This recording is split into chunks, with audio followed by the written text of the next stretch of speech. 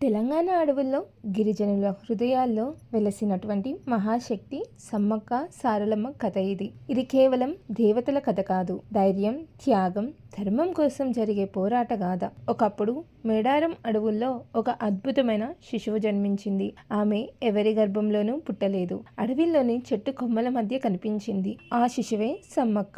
ఆమెను గిరిజనులు తమ బిడ్డలా పెంచారు. పెరిగిన కొద్దీ ఆమెలో అసాధారణ శక్తి, ధైర్యం కనిపించాయి. తరువాత గిరిజన నాయకుడు పగడిద్దరాజును వివాహం చేసుకుంది.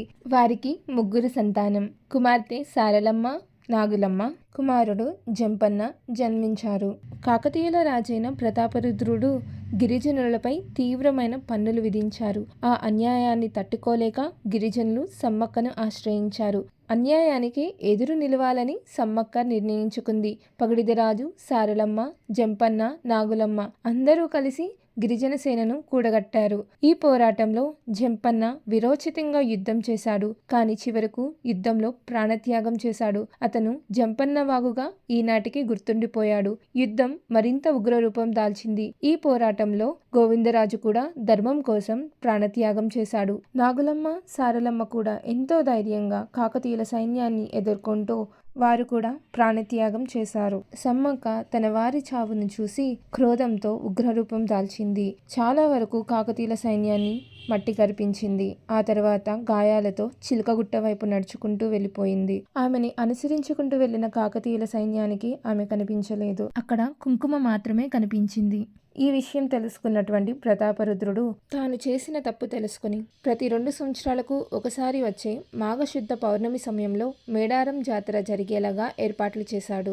బంగారం అంటే బెల్లం వనదేవతలకు కానుకలుగా సమర్పిస్తారు.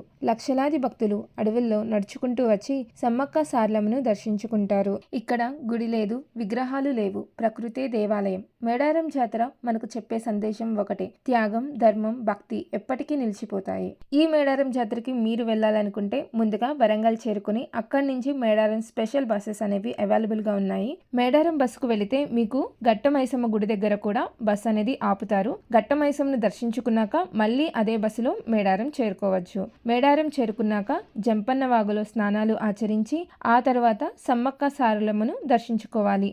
సమ్మక్క సారలమ్మ, పగడిదరాజు, గోవిందరాజు గద్దెలను మనకి వీలుగా దర్శించుకునేలాగా చిలకలగుట్ట కిందనే ఏర్పాటు చేశారు. అందరూ జాగ్రత్తగా వెళ్లి భక్తితో సమ్మక్క సారలమ్మను దర్శించుకోవాల్సిందిగా కోరుకుంటున్నాను. మళ్ళీ మీకు మేడారం బస్ స్టాప్ కి వెళ్తే రిటర్న్ బస్సెస్ అవైలబుల్ గా ఉంటాయి. ఈ మేడారం జాతరలో మీ ఎక్స్పీరియన్స్ ఎలా ఉందో కింద కమెంట్ ద్వారా తెలియజేయండి. ఈ వీడియో మీకు నచ్చినట్లయితే లైక్ చేయండి, షేర్ చేయండి, సబ్స్క్రైబ్ చేయండి. Thank you for watching. Stay tune for more videos.